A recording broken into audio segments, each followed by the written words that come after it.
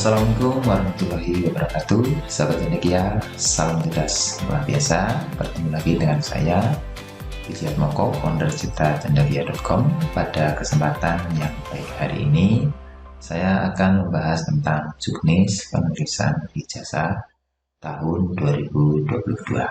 Sebagaimana kita ketahui Bapak Ibu ya, bahwa ijazah merupakan dokumen yang sangat berharga dan sangat penting dimiliki oleh peserta didik.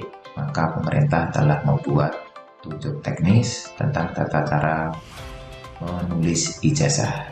Hal ini perlu dipelajari oleh guru maupun oleh tim dari sekolah yang membentuk tim penulisan ijazah agar dapat dipahami dan nanti tidak ada kesalahan di kemudian hari. Oke, apa saja aturannya? Terus kita akan bandingkan dengan tahun 2021, apakah ada perbedaan. Kemudian adakah aplikasi yang bisa digunakan oleh guru untuk membantu dalam hal menulis ijazah maupun mencetak SKL untuk tahun 2022. Kita akan bahas secara tuntas dan secara lengkap di video kali ini. Baik Bapak Ibu, di sini saya sudah menulis ya di website ciptacendekia.com. Alamatnya adalah ciptacendekia.com /juknis penulisan ijazah ya. Silakan Bapak Ibu yang belum berkunjung ke alamat website ini, silakan bisa berkunjung atau dengan cara mencari di carian ya di Google juknis ijazah begitu. Kemudian nanti ada website ciptacendekia.com, bisa diklik di sana. Oke, sama ya Bapak Ibu, saya pilih salah satu saja, hapus. Oke, untuk tahun 2022 kita lihat, kita bisa scroll ke bawah ya Bapak Ibu.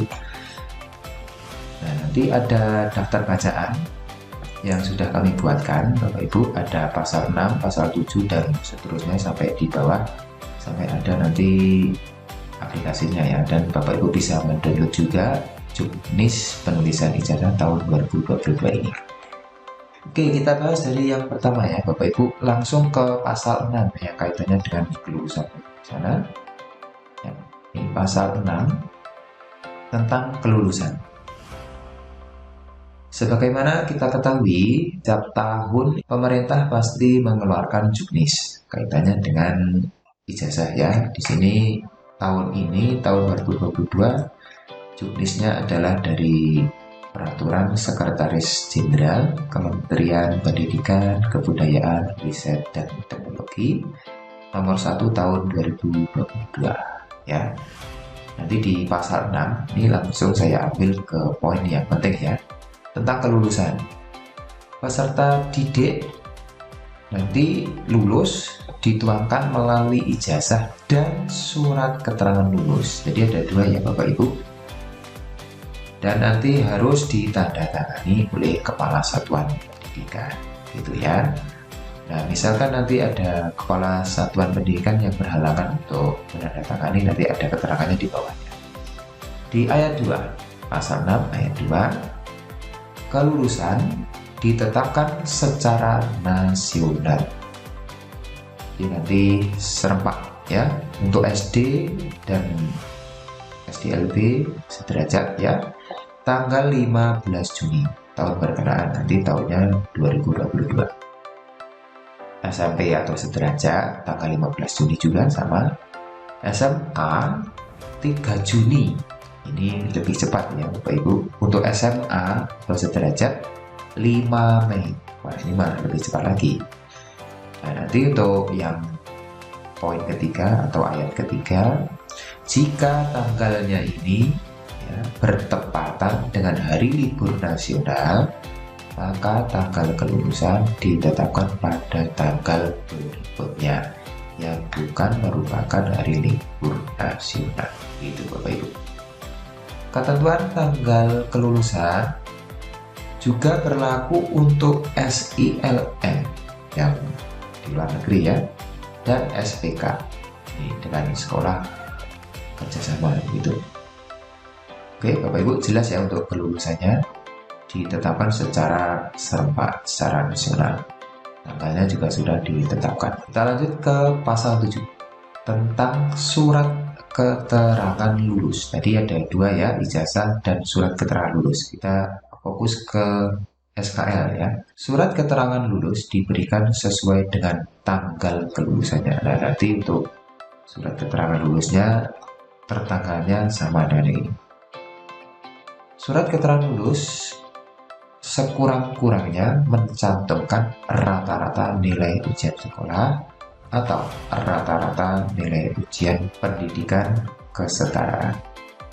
Di pasal 8, ijazah diberikan paling lambat 15 hari kerja sejak tanggal diterimanya belangko ijazah. Nah, ini Bapak Ibu aturan yang baru ya. Kalau tahun 2021 tidak ada keterangan tentang paling lambat kapan. Dikarenakan tahun 2022 sudah ditetapkan oleh pemerintah, maka ini tim penulis ijazah harus bergerak cepat ya Bapak Ibu. Paling lambat 15 hari.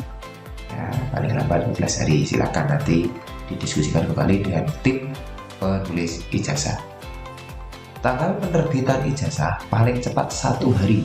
Nah, yang dimaksudnya adalah yang ini, yang bagian sini ya Bapak Ibu ya. Oke, di bagian ini untuk tanggal penerbitannya paling cepat 1 hari dan paling lambat 31 Juli. Nah, yang ini tadi ya Bapak Ibu. Sudah ada tadi ketentuan untuk kelulusannya 15 Juni. Di sini tertulisnya paling cepat 16 Juni, paling lambat 31 Juli 2022. Nah, nanti silakan ini disepakati bersama. Biasanya nanti dari Dinas Pendidikan di kabupaten ini sudah ada keterangannya atau dari provinsi masing-masing gitu ya Bapak Ibu. Untuk tanggal penerbitan ijazah, nah ini ada keterangannya. Kepala Dinas sesuai kewenangannya dapat menerbitkan surat edaran terkait penetapan tanggal penerbitan ijazah. Nah, ini sudah jelas. Pasal 9. Dalam hal Kepala Satuan Pendidikan berhalangan, maka pengisian belangko ijazah, penandatanganan ijazah, dan penandatanganan surat keterangan lulus dapat dilakukan oleh pejabat lain yang ditugaskan oleh Dinas untuk satuan pendidikan yang diselenggarakan oleh pemerintah daerah. Nah, nanti Dinas misalkan ada sekolah yang kepala sekolahnya itu berhalangan untuk memberikan tanda tangan, maka Dinas nanti nih ya dapat dilakukan oleh pejabat lain ya dari Dinas untuk satuan pendidikan yang diselenggarakan oleh Pemda atau ketua penyelenggara satuan pendidikan untuk satuan pendidikan yang didirikan oleh masyarakat gitu Bapak Ibu. Untuk ayat 2, satuan pendidikan dan dinas pendidikan tidak diperkenankan untuk menahan atau tidak memberikan ijazah kepada pemilik ijazah yang sah dengan alasan apapun. Ini perlu dicamkan baik-baik, sekolah tidak boleh menahan ya, menahan ijazah atau tidak memberikan kepada pemiliknya yang sah, begitu Bapak Ibu. Oke, itu tadi poin-poin penting dari pasal 6 sampai pasal 7 ya Bapak Ibu. Kita lanjutkan untuk tata cara pengisian belangkonya. Nah, ini ada belangko ijazah untuk SD, kemudian nanti di bawahnya juga ada untuk SDLB, kemudian ada SMP, nanti juga ada ya Bapak Ibu. Silakan nanti bisa di-download ya untuk juknis penulisan ijazahnya. Kita bahas dulu untuk petunjuk umum ya Bapak Ibu. Ijazah itu diterbitkan oleh satuan pendidikan yang bersangkutan. Ijazah terdiri dari 2 muka yang dicetak bolak-balik. Sudah jelas ya. Khusus daftar nilai dan nama mata pelajaran yang pada halaman belakang belangko ijazah SMK dicetak oleh satuan pendidikan. Sedangkan untuk kolom nilainya dapat dicetak atau ditulis tangan. Jadi nanti untuk SMK kosong ya untuk di bagian belakang, dan nanti SMK mencetak sendiri. Untuk nilai bisa dicetak ataupun ditulis tangan. Kalau menurut saya ya mending dicetak aja, lebih cepat dan menghindari kesalahan ya. Jadi, silakan nanti ada tata caranya di bagian bawah ya Bapak Ibu untuk khusus SMK gitu. Sementara kita bahas untuk SPK, nah ini ya, mata pelajaran pada huruf C yang SMK tadi kecuali untuk SPK hanya berisi mata pelajaran wajib saja ya. SPK nanti untuk muatan pelajarannya hanya yang pelajaran wajib saja.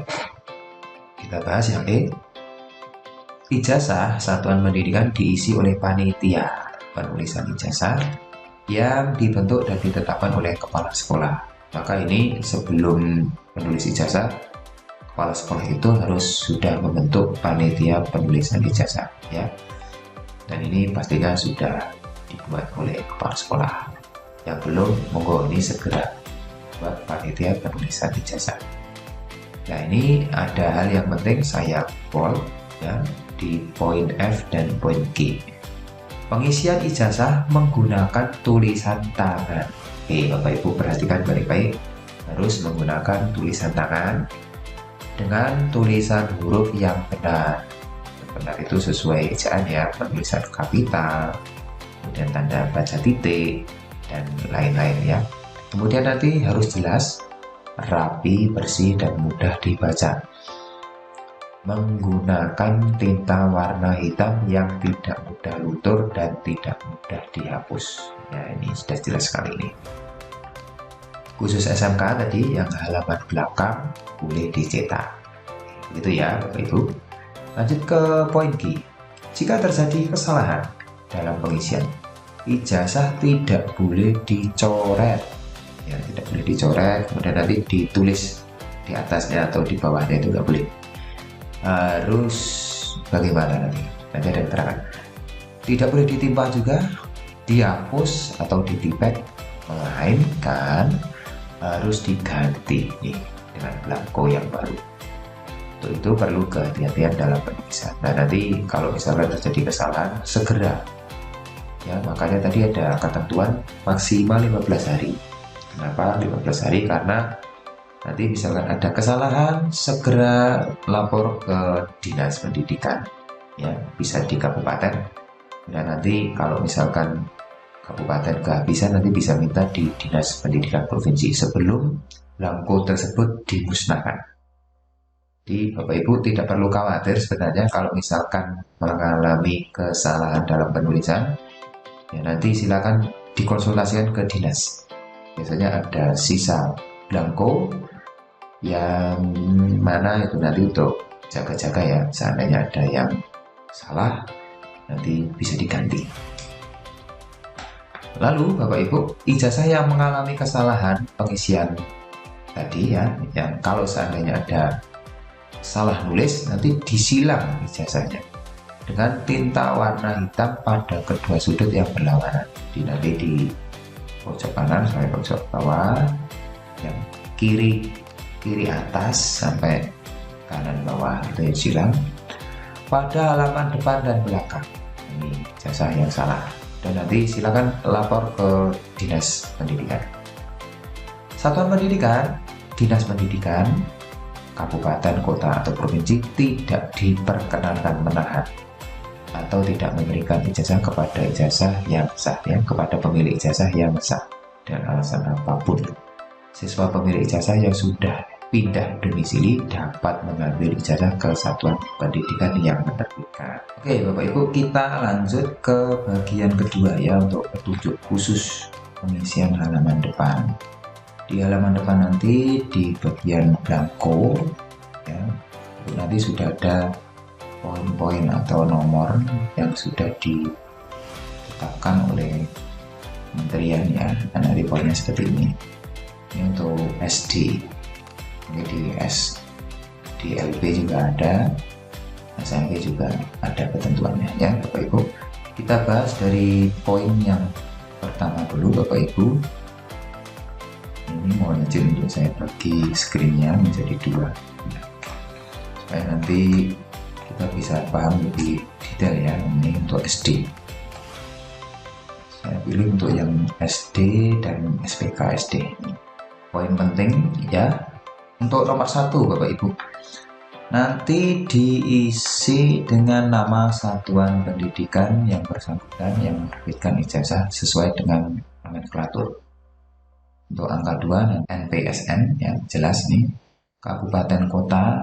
Nah, nanti keterangannya untuk yang poin ketiga ini tidak dicoret untuk nama kabupaten atau kotanya ya, tanpa mencoret. Untuk poin keempat diisi dengan provinsi ya. Jelas, ini sudah jelas. Untuk poin 5 nama siswa. Nah, ini yang penting ada di sini ya Bapak Ibu. Nama siswa pemilik ijazah menggunakan huruf kapital seluruhnya. Contohnya nanti Budi Darmono. Dan bagaimana? Harus sama dengan yang tercantum pada akte kelahiran atau dokumen kelahiran yang sah sesuai dengan peraturan perundang-undangan atau ijazah yang diperoleh dari satuan pendidikan jenjang di bawahnya. Nah, ini ada yang dulu pernah tanya pada saya ya, dari siswa, tapi sudah cukup lama begitu Bapak Ibu. Sekolah itu melakukan kesalahan tidak sama dengan akta kelahiran. Jadi tidak samanya apa? Ada yang menyingkat. Misalkan Budi Darmono Supriyadi, misalkan Budi Darmono S. maka itu tidak diperkenankan ya Bapak Ibu. Aturannya sudah jelas di sini, harus sama. Misalkan nanti memang cukup banyak hurufnya, digitnya ya, sangat banyak, nanti bagaimana solusinya? Nanti bisa diperkecil ya hurufnya. Jadi nanti di sini hanya ada satu baris penulisan nama yang poin 5 itu.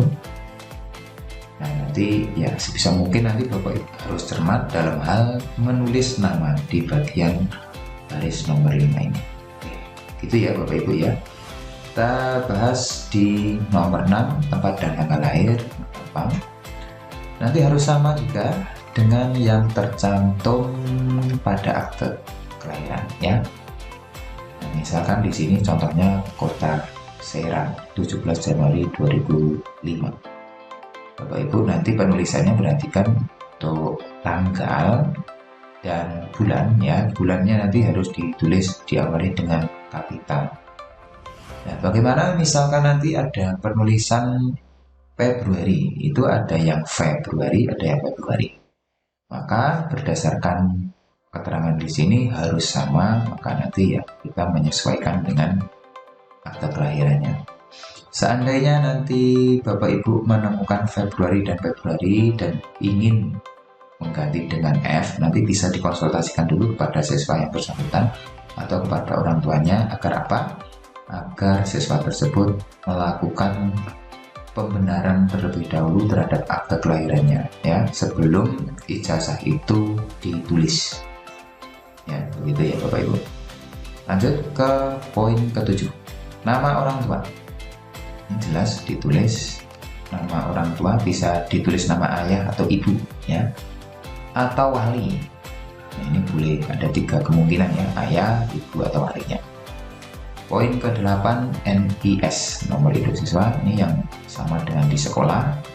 Kemudian poin ke-9, NISN, ini juga sudah jelas Bapak Ibu ya. Lanjut ke poin ke-11. Poin ke-11 ini Bapak Ibu diisi dengan nama kabupaten atau kota, tempat penerbitan secara lengkap untuk ijazah dalam negeri atau nama wilayah kedudukan satuan pendidikan untuk ijazah luar negeri atau SILN. Contoh di sini Kota Malang, ini ya nomor 11. Untuk penulisan kabupaten dapat disingkat menjadi Kap. Kemarin tahun 2021 di Kabupaten Wonogiri juga menggunakan penulisan ini, Kap. Wonogiri begitu. Untuk poin ke-12 diisi dengan tanggal penerbitan ijazah oleh satuan pendidikan.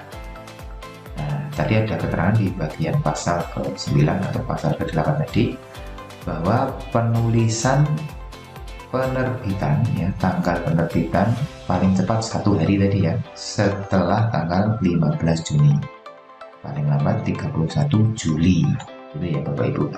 Nah, ini ada keterangan penting, penulisan tanggal yang terdiri dari 1 digit ditulis tanpa angka 0 di depan. Penulisan bulan ditulis lengkap dengan huruf yang mana huruf awal nanti ditulis kapital. Contoh 1 Juli 2022. Untuk ke poin 14, poin 13 dulu, diisi dengan nama kepala sekolah ya, atau kepala SKP atau ketua PKPM dari satuan pendidikan bersangkutan yang menerbitkan ijazah dan dibubuhkan tanda tangan. Bagi kepala sekolah yang berstatus sebagai PNS diisi NIK. Nah, ininya NIK-nya nanti harus disertakan untuk yang PNS. Yang bukan berstatus PNS diisi 1 buah strip saja. Strip itu aja ya.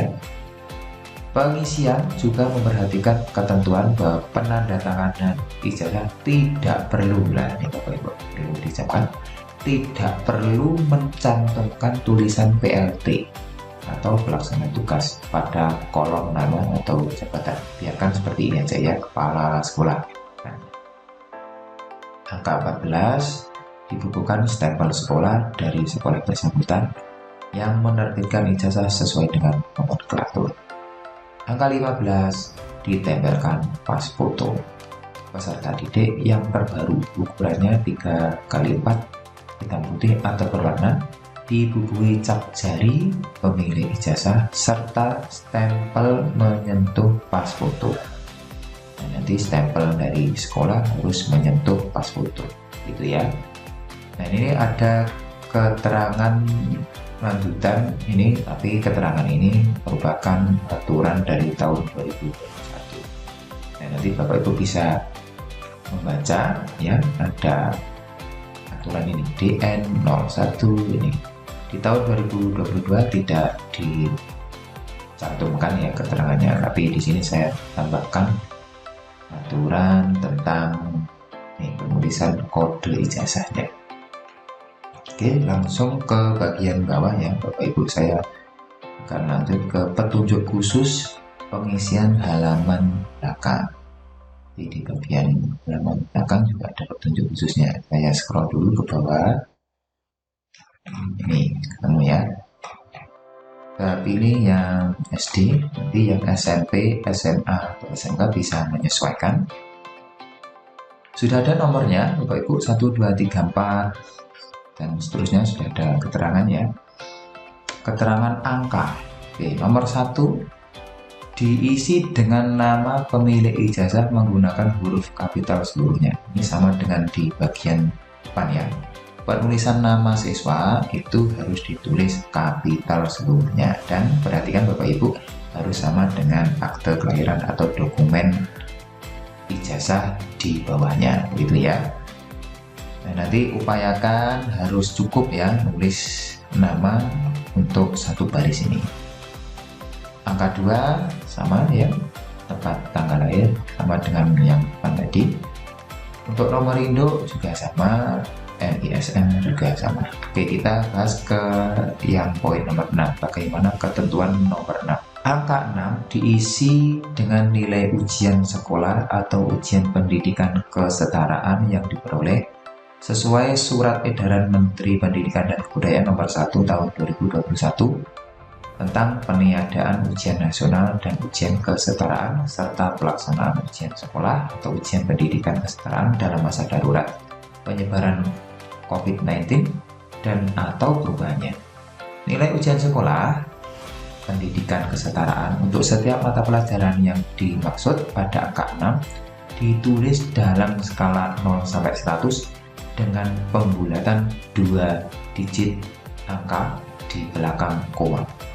Jadi nanti ketentuannya ini 2 digit angka di belakang koma ya, misalkan 71,68 gitu ya, sampai ke bawah. Kemudian di angka 7 yang rata-rata ada ketentuan diisi dengan rata-rata nilai dari kolom di atasnya. Nanti tergantung ya, ada yang muatan lokalnya itu hanya 1 atau 3.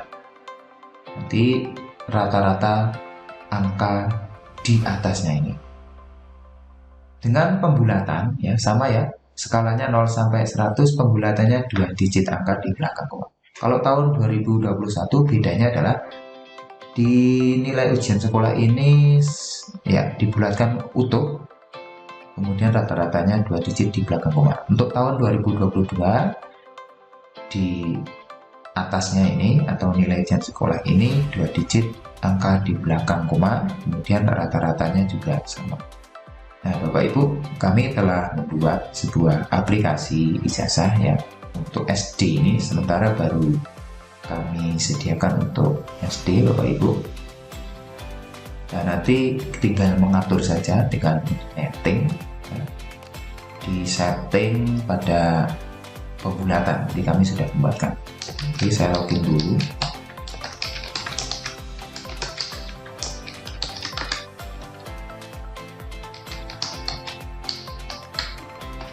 Oke, ini saya login dengan akun saya untuk SD Negeri 2 Watusomo.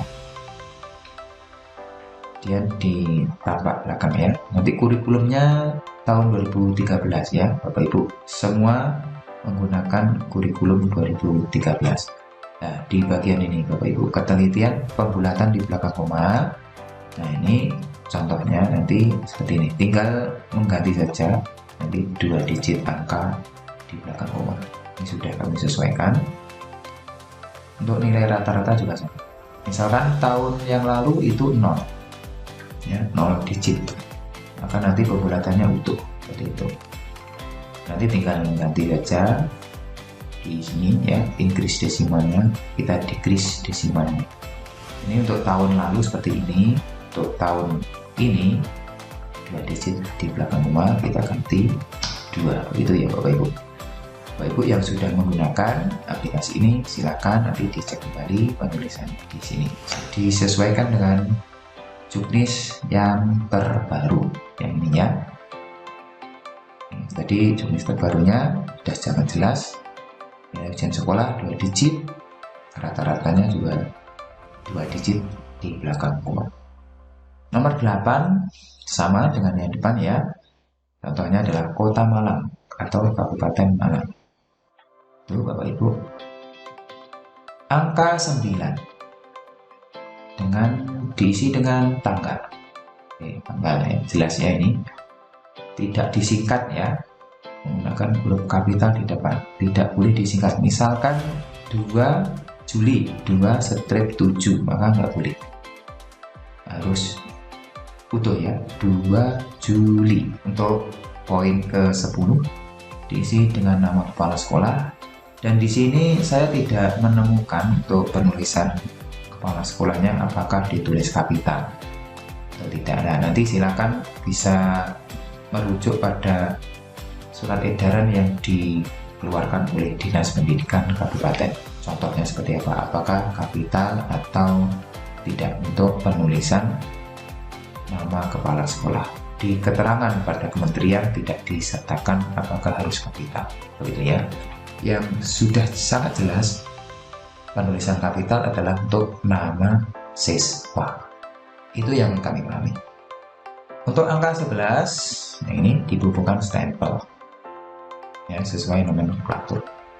Oke Bapak Ibu, itu adalah petunjuk teknis, petunjuk khusus pengisian halaman blanko ijazah halaman belakang ya, yang tadi. Nah, kemudian di sini ada petunjuk yang dikhususkan untuk SMK, yang mana nanti SMK akan menemukan yang halaman belakang ini kemungkinan kosong, maka nanti ada ketentuannya ya, cara mencetaknya, ukurannya 4 ya, A4, kemudian marginnya sudah ada keterangan. Silakan Bapak Ibu bisa baca lebih detail di sana ya.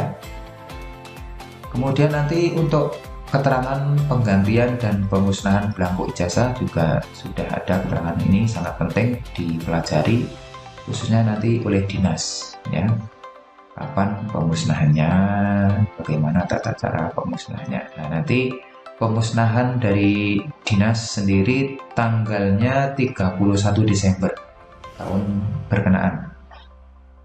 Nah, nanti ini, maka tadi Bapak Ibu, kalau misalkan ijazah itu mengalami kesalahan, sebenarnya solusinya cukup mudah, yang dari kementerian sudah dijelaskan ya. Nanti disilang kanan atas ke kiri bawah di halaman 2 muka ya. Kemudian nanti sekolah silakan nanti konsultasikan ke dinas. minta belangko ijazah ya Pak. Nah, nanti sebelum tanggal 31 ya, sebaiknya memang saat tanggal 31. Kenapa? Karena tanggal 31 Desember semua belangko ijazah tahun berkenaan akan dimusnahkan. Oke, itu tadi penjelasan tentang bagaimana cara pemusnahan belangko ijazah. Kita bahas di selanjutnya ya. Untuk link download juknis penulisan ijazah tahun 2022 ini bisa Bapak Ibu download di link ini ya. Silakan nanti tinggal klik aja kemudian di download. Selanjutnya Bapak Ibu yang menginginkan aplikasi penulisan ijazah tahun 2022 sebagaimana telah kami cuplikan ya tadi di depan seperti ini. Nanti tinggal input data, ada data sekolah ditulis, kemudian ada data siswa, data orang tua, foto siswa. Misalkan nanti ada yang menginginkan foto, biasanya ini untuk penulisan SKL ya, untuk mencetak SKL. Kemudian input nilai dari nilai agama, kemudian ada nilai semester 7 ya, kelas 4 semester 1 sampai kelas 6 semester 1. Ini untuk di Kabupaten Wonogiri ya Bapak Ibu. Di kabupaten yang lain nanti penulisan input nilainya bisa hanya nilai ujian tulis ataupun hanya nilai rapot saja seandainya sekolah tidak mengadakan ujian sekolah. Nah, nanti kami di bagian ijazah ini sudah kami sesuaikan ada 3 kemungkinan untuk nilai ujian sekolah. Yang pertama nanti jika sekolah itu hanya menginput nilai rapot kelas 4 sampai dengan kelas 6, maka nanti silakan diklik di sini. Maka nanti rumus di bagian nilai ijazah nanti akan menyesuaikan. Seandainya sekolah melakukan input nilai ujian sekolah tulis dan atau ujian sekolah praktek, nah nanti bisa diklik di sini. Jadi rumusnya di sini akan menyesuaikan dan nilainya akan menyesuaikan.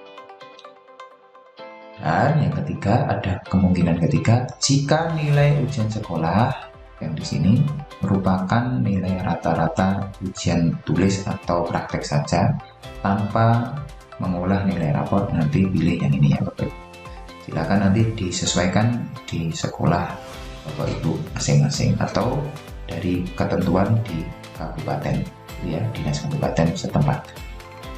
Oke, di Kabupaten Wonogiri menggunakan option kedua. Maka nanti nilai ujian sekolah merupakan nilai gabungan dari nilai rata-rata raport dan nilai rata-rata ujian. Pilih option yang kedua. Silakan Bapak Ibu yang menginginkan aplikasi bisa menghubungi kami. Tombolnya ada di sini ya, bersama biaya BPA. Nanti untuk harganya ya, saat ini kami memberikan 3 macam harga Bapak Ibu. Untuk satu username atau satu sekolah harganya adalah 125.000. Kemudian untuk yang 3 username ini lebih murah 250.000. Jadi Bapak Ibu bisa ya bekerja sama dengan sekolah lain untuk membeli 3 username. Karena apa? Aplikasi ini nanti untuk login menggunakan username ya. Nah, ini ya, menggunakan username. Kemudian Bapak Ibu lanjut untuk yang lebih murah lagi ini, untuk 10 username Bapak Ibu cukup membeli 750. Silakan bisa menghubungi kami atau bisa klik salah satu tombol ini. Kiranya demikian tentang juknis penulisan ijazah tahun 2022. Terima kasih atas kesempatan yang berharganya. Terima kasih telah menyimak video kali ini. Di video-video selanjutnya kita coba akan membahas tata cara tentang input nilai maupun input data di aplikasi penulisan ijazah. Terima kasih, sukses selalu untuk kita semuanya.